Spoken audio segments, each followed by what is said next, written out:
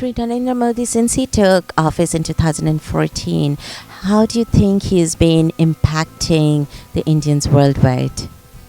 Uh, in my view, Narendra Modi ji is the first Prime Minister since independence who has run an election on the development plank. And that is the only reason I quit my professional life and basically helped him in his election campaign.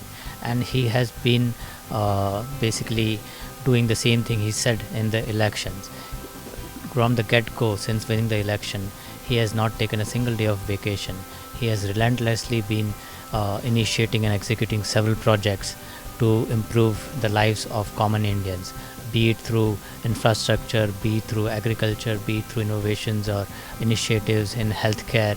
In every sphere, he's made significant investments, and he's not only making policy and legal or like legislative changes. He's a doer. He does not rest at just making laws. He believes in implementing them, and that's what he has been going about doing. And we are beginning to see the results on the ground. Besides that, he takes active interest in personally going about promoting his initiatives so that they get maximum bang out of the buck, as we say in Silicon Valley. He goes around in India talking about what are the initiatives so that people can take advantage of it. For example, the financial inclusion program that he launched, in which he created a world record by ensuring that most of India was able to open a bank account within a record period of around 50 days, which it has never happened in world history. Had he just been behind his desk and not promoting this entire initiative himself, that would not have been possible. He has this great connect with the people. People in India trust him. The same connect, the same power that he has been using it across the world to draw in investments from all over the world in terms of talent, in terms of money, to basically join in the initiatives that he has been promoting and he's initiated. And that is exactly what he's here to do, I believe, in Silicon Valley, promoting the Digital India movement, because Silicon Valley is the hotbed. It is the epicenter of digital innovation, and it's an excellent place for him to basically prod people to come and join forces to transform India.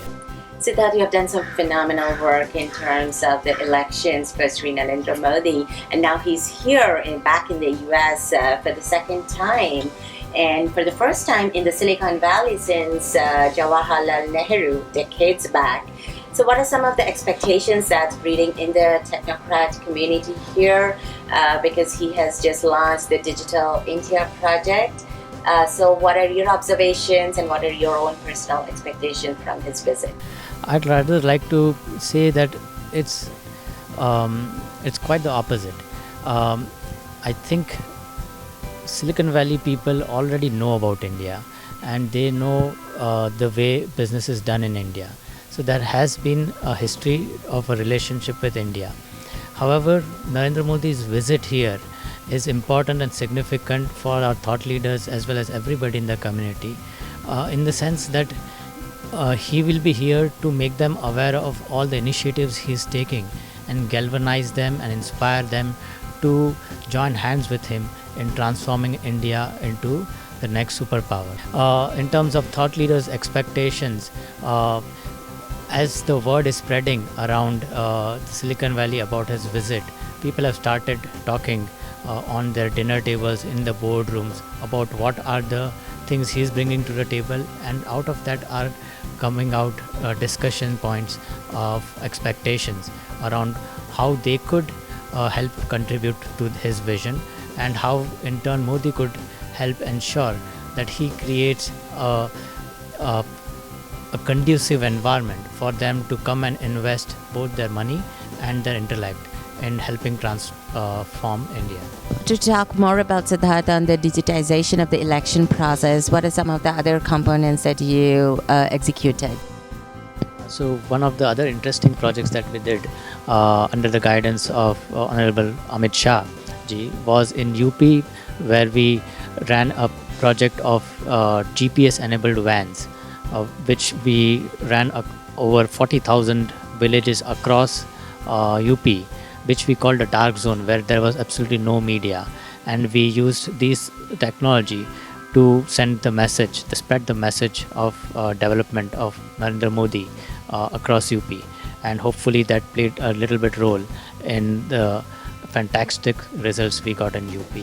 There's another way which I'm sure Silicon Valley will be able to relate to, in which we helped make the election process more effective. To take a leaf out of Obama's book, is in using deep analytics to figure out the likelihood of wins or losses in every specific constituency of India, and accordingly provide advice to the party as to what steps to take to change the potential outcomes.